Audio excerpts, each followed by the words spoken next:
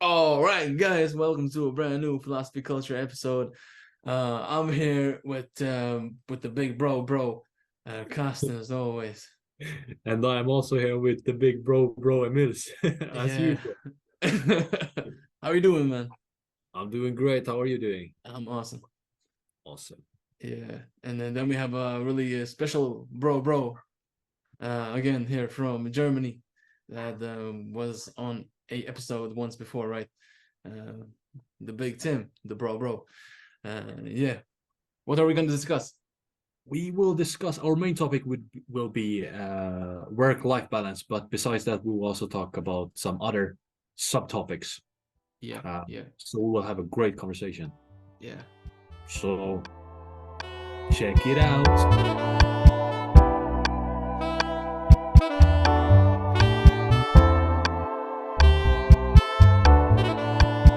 Tim, would you like to start with your hypothesis or statement? Absolutely. So I think, or my hypothesis is that work-life balance in general is very important, and it brought us a lot of positive things into our work life and also like the life in general. But I think it went too far in the recent years, and we can't really we don't see the relations anymore how it used to be and how privileged we are nowadays, at least in Europe, and we don't really appreciate it enough, in my opinion. Can you elaborate? You said we went too far. Yeah, In which yeah, direction? yeah. Okay, let's for example say in big companies we had working hours of 40 to 45 to 50 hours. I think even more like 100 years ago. And now we have regulated almost all the big companies have contracts with 35 hours. The work is way like it takes way less effort for your muscles, maybe for your brain a bit more, but you don't have to do so much heavy work, you know what I mean? Yeah, And like still physical. simultaneously it also the hours of work went down, so from 45 to 52, now 35, but that's still not enough for a lot of people in my generation. So they still say, 35 hours, we want 28, and we want to have more flexible, we want to have home office and stuff like that, and more vacation days. So I just think it's good what we achieved. We as not we, but let's say the people in the working interest for the working interest, the working people's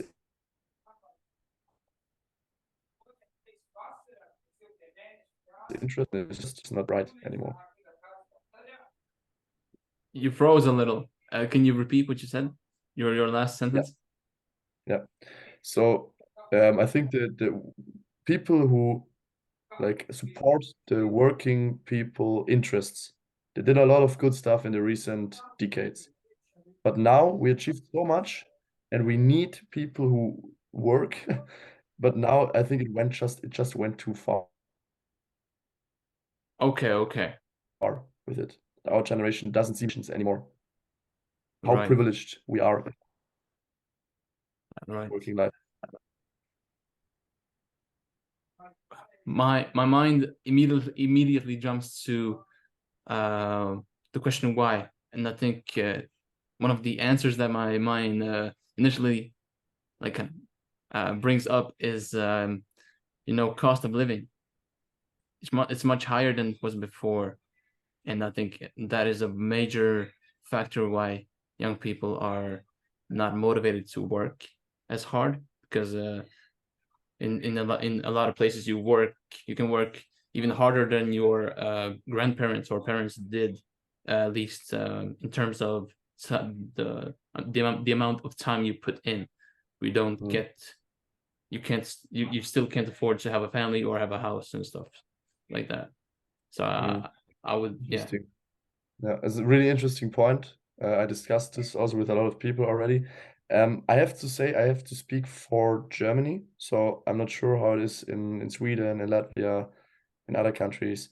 But let's speak for Germany, and here yeah, the living costs for sure they rose, especially now with inflation, but the same, like also the wages, they raised a lot. We had some years ago when I started working, 5 years ago, I had an holiday job. I earned €8.50, and it was the minimum wage per hour. And now we have €12 minimum wage. Yeah. So in just 5 years, it went by, you can calculate it a bit, like 30-40%. And yeah, the prices also rose a lot, but I think it's kind of balanced. And what I think is that we as young people think that we can't afford house and family and stuff like this because our wait, I have to Google this word. Spending habits, or Uh, spending habits probably, but there's something more important. 1 second. Expectations for life, like our claims, what we claim for. We have higher standards, let's say like this. We have way higher standards than our grandparents, our parents. They just had a small house. They had probably no car. Maybe they had electricity, and that's it. They were like happy. But we need everything. We need the newest phone. We need a good car. When we want a house, we want a really good house and a good apartment. yeah, I just saw a video of how students lived in Germany 60 years ago. They lived in fucking barracks. They lived in really, really small rooms, like 5 square meters, and they were happy. They said, I found a room. I'm a student. It's good for me. I just pay for sure less money. And now the people want 25 square meters and a kitchen in there for themselves. You know what I mean? I also yeah, speak yeah, for yeah. myself. I also claim this for me, but that's what I meant at the beginning with it went too far. Our relations are not right anymore. And next to our high standards, we also want to work less. And for me, this doesn't fit together. Yeah, yeah, yeah. It's kind of contradicting though, because we want to earn more but work less. Exactly. Yeah. But I mean, still, it's a valid point, Emils, what you said, that the living costs, that shouldn't be forgotten for sure, that everything is way more expensive now, especially housing. So it's not that it's easy for us to find an apartment. That's for sure. But I would kind of disagree. Like, of course, I don't know how it is in every country and stuff. Well, like we know that the employers aren't always or almost never like really keen on paying a fair wage to the employees, right? They want to pay just the right amount so that the worker doesn't quit their job, and just enough that they are somewhat satisfied, right? That is kind of where with all, I would say 90, I don't know, 9% of companies do, right? Because it's just more efficient in terms of economics. Yeah, for sure. And like for example, I have people in my family that hasn't seen at all their wage rise to such like that much to cover like the inflation. So yeah. That's also has to be said that the last 2 years with inflation, with the war in Ukraine and with inflation after that, this is definitely a special situation when it continues like that. I mean, in Germany, the inflation is kind of stopping now a bit. We have like 3 to 4% now. Still too much, but you know what I mean. So this is an extra scenario which we should like put in the other corner, and we could speak about this, I think, in another context. So let's take this a bit out of occasion. yeah. But at least, I mean, again, I'm not sure how it is in your countries. At least in Germany, the wages rose a lot in the last years. Maybe in some jobs more than others, and this is not always right. So in some hardworking jobs, didn't earn that much more money than, for example, at the big companies, BMW, Mercedes, Audi, you earn really a good money. Even if you are just in the production, you can definitely live a good life with this money. Right. But in smaller companies, it can be more difficult. Yeah. Yeah, Costin, what do you think about it? No. I'm just listening to what you're saying, and I think you're coming up with some really good points, and I agree. And yeah, it's an interesting mix of it all, so to say. I think our expectations have have developed a lot, and been obviously affected by social media and all kind of media, so to say. And the living standards have increased too.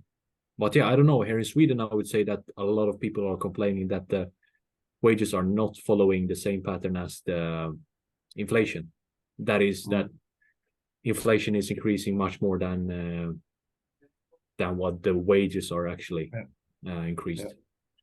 Yeah. So I think if you look at the last 1.5 years, this is probably right for a lot of jobs. Yeah.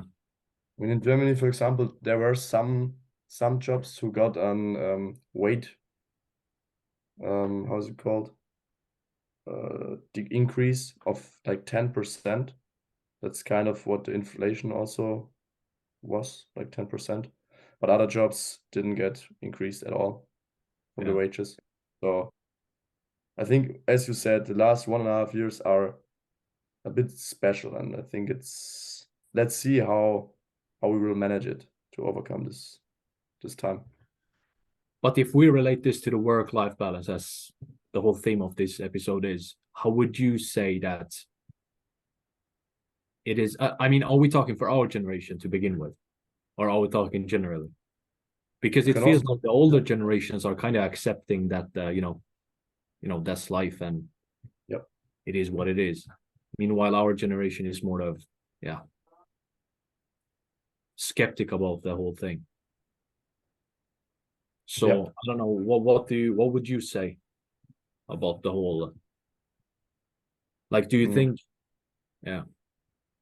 if we do like a forecast for the whole thing, how do you think it will sort of play out? I mean, there are several scenarios. One good scenario would be, and that's actually can happen, that the jobs will get easier and easier with artificial intelligence, for example, with support for people, which is definitely achievable. I mean, we already saw it in the production, for example. Some years ago, they had to make the engine and the body together with their hands.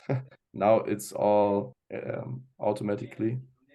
So this was definitely something which we should achieve. That all these hardworking jobs can be done by machines or artificial intelligence or whatever.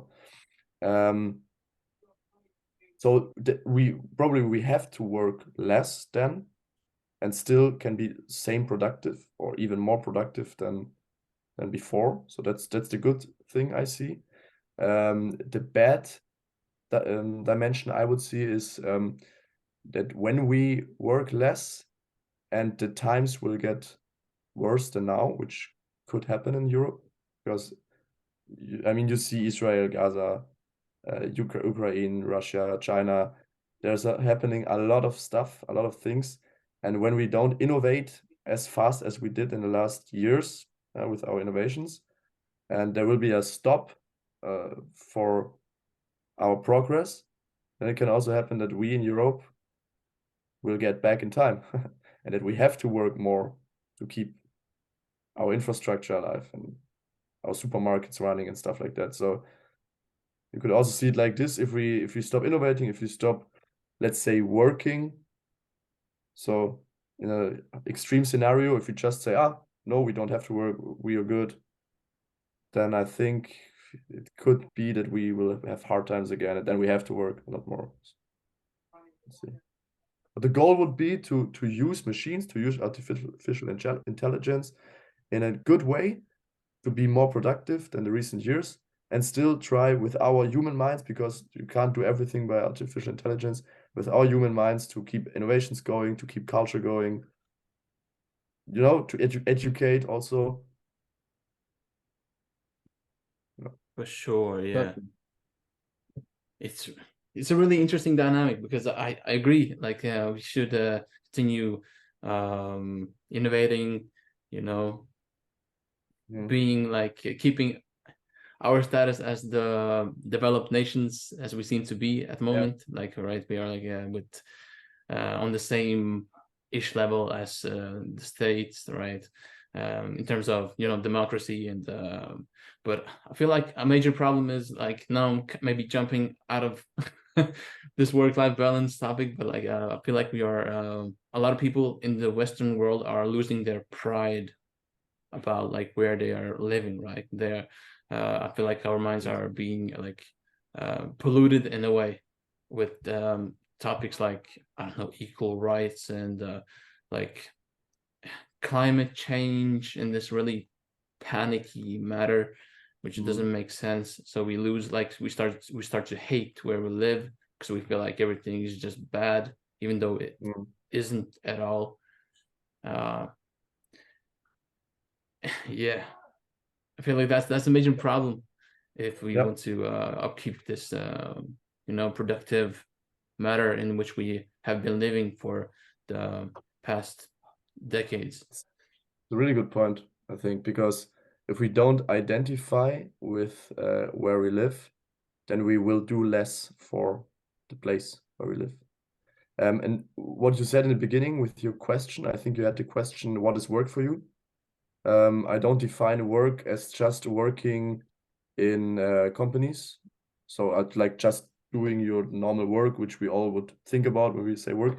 With work, I also mean, for example, honorable work in clubs, in football clubs, in political parties, in something social, you know? Like, this is something which I also would associate as work, even though you do it in your free time and maybe you don't even earn money for it. I mean, it's still work. And a lot of old people in Germany are doing these honorable works stuff. So helping in social stuff on the streets and whatever. You know, I think you know what I mean with honorable work. For sure, yeah. Yeah, okay. And really, like the numbers of people doing these jobs went down a lot. So almost only the old people are doing it, and the young people maybe don't have time for it, or they don't take their time for it. And me included, it's not that I'm like the angel on earth. No, I'm also yeah, part, same here, for sure. but it's I somehow develop a drive to actually do more in this direction. I hope I will keep this drive, but yeah. Well, that's a really cool point that you brought up, because what was I thinking? To do these what can you call it, like this formidable type of work, right? That is just beneficial to your community, that isn't specifically that you aren't specifically profiting from it in a economic way. Damn. Ah, shit. Wait. I had such a good comment. Yeah. But I think since we are again having like this altered, or there's really like high expectations for what we see as success, right? Kind of, yeah, it messes up things, because we don't value, again, our community and where we live and stuff. Damn, now I made a really clumsy point because I lost my train of thought, but yeah, maybe you get what I'm saying. Maybe it will come back. Yeah, sorry. Yeah, go ahead, Tim. No, Costin, you can. No, I don't know if you sent the video to Tim as well, but do you remember that you sent me a video about quiet quitting? Damn, I didn't send it, or did I send it to Tim? You send it to me, and I know this topic, so I can speak with you about it. Cool. Yeah, it like your two things that you have mentioned makes me think about quiet quitting, when you do just enough. I mean, you just do your job and nothing else, and that's kind of what we are discussing right now. That you're just doing whatever you need to do, and then nothing extra for the community or for other I don't know, foundations or whatever you could benefit. Exactly. So yeah. Yeah, that's exactly the point. It's good how you formulated it. Doing just enough. Yeah. The rest is free time, and the free time we spend a lot of it in front of the phone, or yeah, sometimes not really doing stuff which brings us further. So if we would use our free time to read books, to do sports, to spend time with actual family, I mean, then it's, as I thought, as in my opinion, it is a privilege, but then it's also something which I also would like to achieve, that I have the time to spend time with family, to clean your car, to do the garden work and stuff like that. But I think a lot of people just spend their time in strange occasions with phones and doing stupid stuff. Do you have anything more add to it? Otherwise, I can chime in. Yeah, you can jump in. Feel free to jump in. All right, because while we were talking about like people not wanting to work or like to do just enough, the idea that jumps out to me, since you and me, Costin, have now covered a few people on the podcast, I think about what I don't know. I feel like people just have to find what they are burning for, what they really like to do. It also goes together with what Tim said, to do work that is just beneficial for the people around you, right? That maybe doesn't specifically need to benefit you in a financial sense. I feel like that's a major point that is also missed. But I feel like people are thinking about it more these days, like our generations. Like we want to do meaningful work, right? Since we also have more opportunities than the previous generations. And another Right. like, and this question I had earlier. Now I'm just rambling on. I'm sorry, but the question, right? What work means to you, since me and Costin have like talked about these people, really successful people. I'm thinking about what Michael Jordan kind of defined, and also uh other people as well, that work shouldn't feel like work if you're doing the right thing, right? The work should feel like play, right?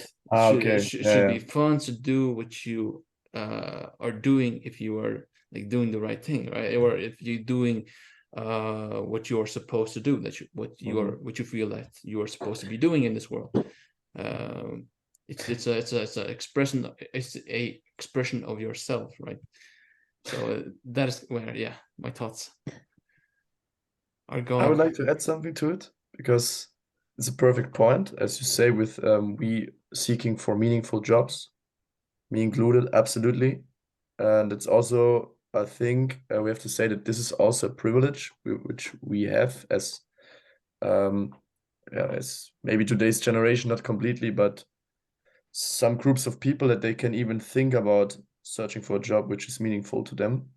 Because if we go back in time, people couldn't choose to do a meaningful work, just went to coal in the coal mines, into fabrics where they worked for 12 hours a day.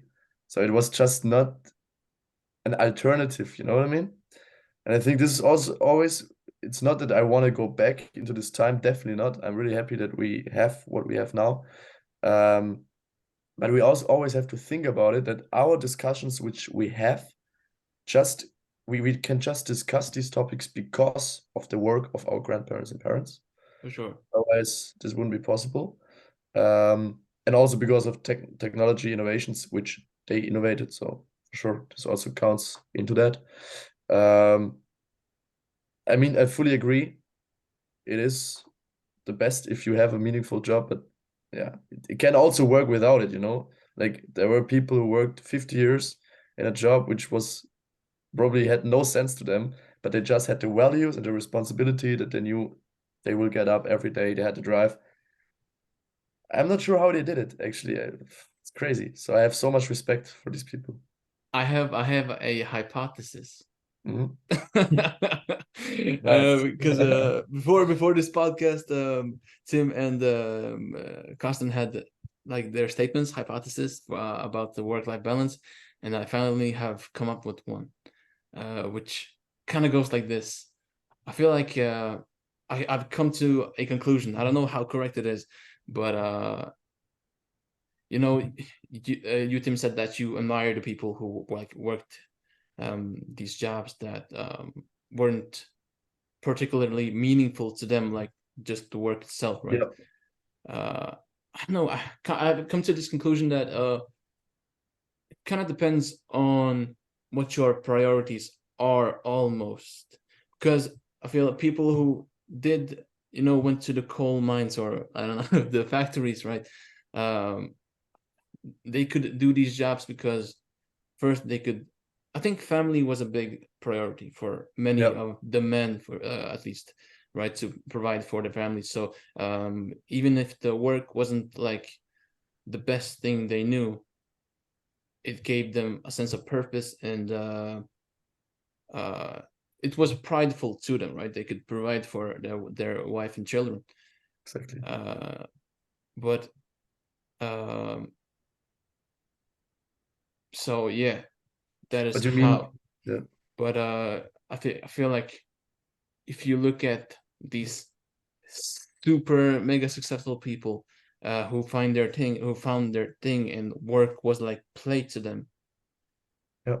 What I'm trying to say is it depends on kind of what you try to achieve, right? If you want this super flashy life, or build like a super big amount of wealth, you have to like find the thing that feels like play to you. You have to find the work, because if that is what you want to achieve, and that is what brings you like fulfillment, not necessarily family, that's kind of what you should go after. But if family is your focus, right, maybe you don't have to, then you can have like this more Okay. more balance. Like it's kind of what I'm thinking about. Okay, I see the point. Yeah, I see the point. So I think what you were also saying, one point of your statement was that if you really want to achieve something special, if you want to be like Elon Musk, then it's not enough to have your family as a purpose. You need something inside you, which brings you so much purpose that you stand up every day at 4 and do your stuff.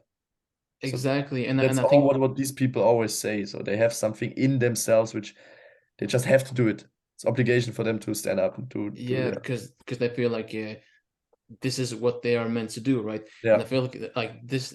I think we found, like, at least me. I think we have like come to this disconnect in our generations, right? We want to live a life that looks like people who live a life like that, like they work, and when they can't take a break, it really looks like the mansions, the fancy cars, and all that stuff. But I think there's the big disconnect, right? We see the flashy lives of people who really work like crazy madmen, right? But then we don't want to put in the work. We want to work less and less hours. I think that there's a big disconnect right there. That's also social media again, with all these fucking business coaches. I'm sorry to say it like that, but they always pray that not pray. They always say that we don't have to work a lot. We just have to do some customer marketing, or channel marketing, or whatever they do, digital marketing. We just have to work like 8 hours a week, and we still have 1 million after 1 year. Yeah. But this is really for the young people, it's like getting them into a net. So you know what I mean? These business coaches, I think they really catch these young people, because young people see, okay, I don't have to work a lot. I have a lot of free time, but I still get a lot of money. That's, for them, it's perfect. And some people really get catched into this system. And I think that's crazy. If you manage to brainwash an entire generation, you know, with that kind of sort of how should I call it? How should I put it? Well, if you manage to brainwash an entire generation with that kind of media and, you know, lifestyle, then you will probably ruin, like, the future of a country. Imagine a future of a country with people that don't want to work. Yeah, well, yes, So, yeah. yeah. So, I don't know. Yeah. Or they just want to do work which is not uncomfortable. Yeah. You know what I mean? Yeah. Yeah, I think that's a good point. Just to say, I have like 3, 4, 5 minutes left, if that's okay for you. Yeah. But Costin, I would like to hear your hypothesis. Like, what I think you had two. Maybe we can just. Yeah, briefly- I had just 1 second. My side. Okay. Ad We have lib, to cut right? this. Okay, no, but one of them would be that in order to succeed in your career, you will be put in situations where there is no balance, but where you mostly have to put in the work. So I think that's something we already discussed. You know, just to continue with that point and not start a completely new conversation since we don't have so many minutes left. But I think there will be times when you just have to, you know, work your ass off in order to succeed. And I think that also has to do with the things you mentioned, Emils. You know, that if you manage to find something that you really like and that really, you know, keeps you in there, I think you will just manage to do it. I don't know. You know, I don't think time. I mean, if you really like something, you won't be like, yeah, well, I have forgot that I have some free time, because you'll probably do that on your free time as well. Yeah. It will obviously have an impact on your maybe personal relationships, right? Because you won't be able to meet as many friends as you used to do. But as long as you know that you're on the right way and do the right things, I think you will come a long way. Yeah, that's a really, really good point, actually. I think it rounds up also a bit this whole topic. And what I also wanted to add is just that you don't get me wrong. What I said the whole time is it's not that I want to go back in time. It's really important. I'm really happy that we have this opportunity, you know, to work less and earn more. But it's just like, let's appreciate it more. And I have the feeling we don't appreciate it enough. We just still try to work less, and earn more. And let's just appreciate it for a moment. And let's see how can we innovate, that we can be more productive and with less work, which is especially the work which is dangerous for the people and which is really destroys your body. This is something which we should focus on, that we bring more comfortability to these kind of jobs, you know, but not for fucking people who work in an office doing normal stuff as we probably will do. So yeah. That will be like my statement in the end. Yeah. How about you, Emils? I just thought of something new, and it will keep this conversation going for another hour. We can make a part 2, actually. Why not? Like, seriously. You know what? Let's do it. Because Yeah. I actually came up with a new statement, but we'll save it for part 2. Yeah. Great. Cool. It's fun. Good. Let's do it. Nice. It's done. Seal Guys, deal. thanks a lot that I could join your podcast again. Thank you for coming. Thank you. It was a pleasure for me. And yeah, sorry that I didn't have so much time today, but I think we still managed to grab some nice conversations. Oh, hell yeah. Would be grateful for part 2. For sure. Yeah. Let's do it. Absolutely. Yeah. Thank you for coming on, Tim. Yeah. Thank you for joining us. You had really, really good points. All the way from Germany. So a massive thank you guys for listening to today's episode, and a special thank you to Tim and Emils. And Costin. And a special thank you to all of us. And we are looking forward to a part 2 of this episode coming in a couple of weeks, maybe next week, to be decided. And yeah, we really hope you learned something and got something valuable out of this episode. And yeah, hope it made it easier to navigate life's spin. For sure, yeah. And yeah, comment down below what you think about this episode. Maybe you have some ideas we didn't think of. And yeah, just until part 2. Huh? Exactly. Adios. Yeah.